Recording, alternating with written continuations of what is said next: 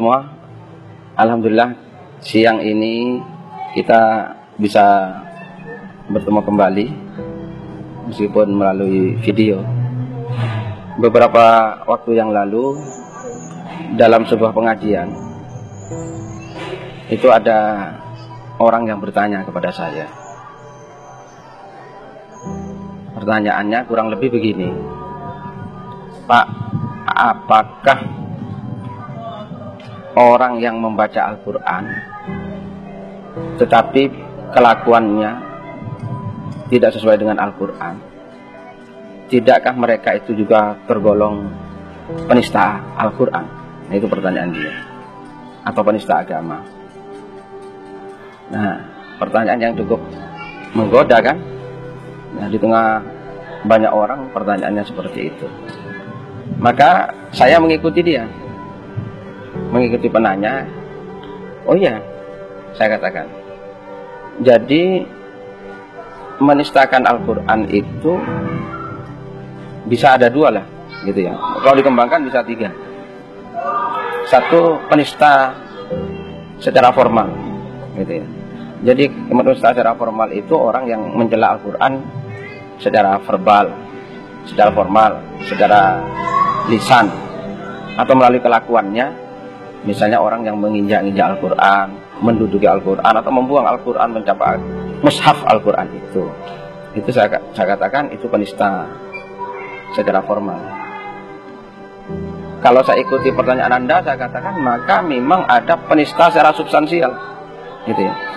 Jadi orang yang sehari-hari membaca Al-Quran, fasih membaca Al-Quran, bahkan mungkin hafal Quran, tapi kelakuannya sangat jauh dari Al-Quran, itu secara substansi sangat menistakan Quran, karena dia telah mendua kepada Quran.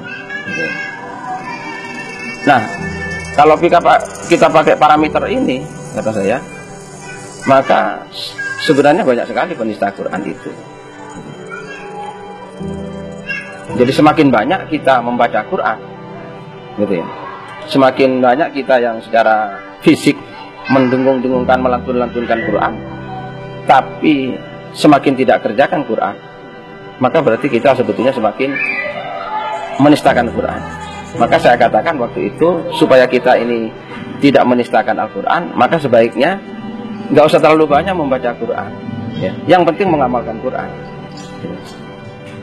Karena semakin banyak kita baca, kalau semakin banyak juga yang kita tinggalkan, bahkan yang kita lawan melalui perilaku kita, baik perilaku melalui lisan, perilaku melalui perbuatan, atau ketika Anda pegang wewenang atau kekuasaan, Anda pergunakan kekuasaan, baik kekuasaan politik ataupun kekuasaan ekonomi atau kekuasaan budaya, dengan cara yang bertentangan dengan apa yang Anda baca, dengan formulasi yang berseberangan, bahkan secara diametral berlawanan dengan apa yang Anda baca, yaitu Al-Quran, maka Anda sebetulnya adalah penista Al-Quran.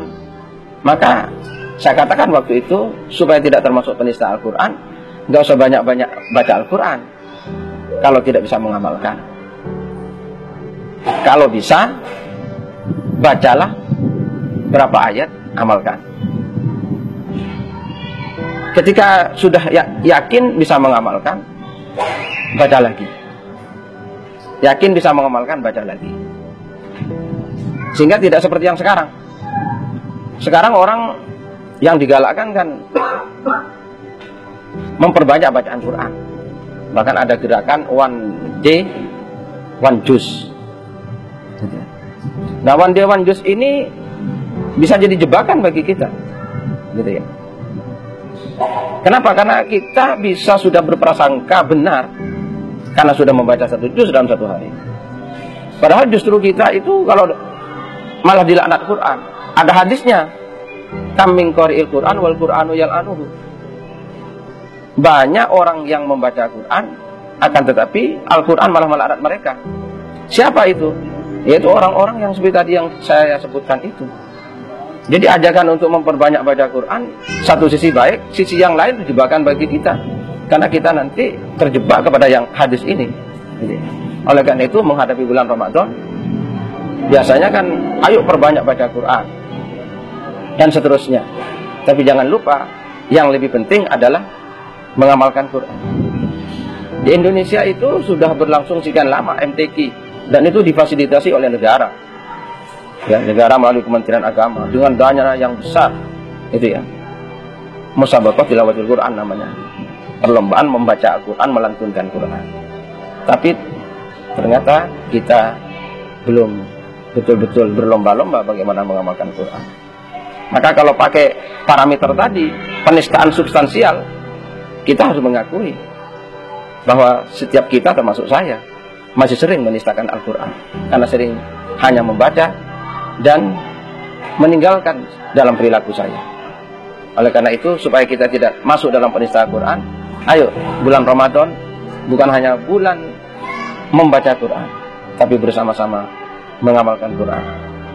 Assalamualaikum warahmatullahi wabarakatuh.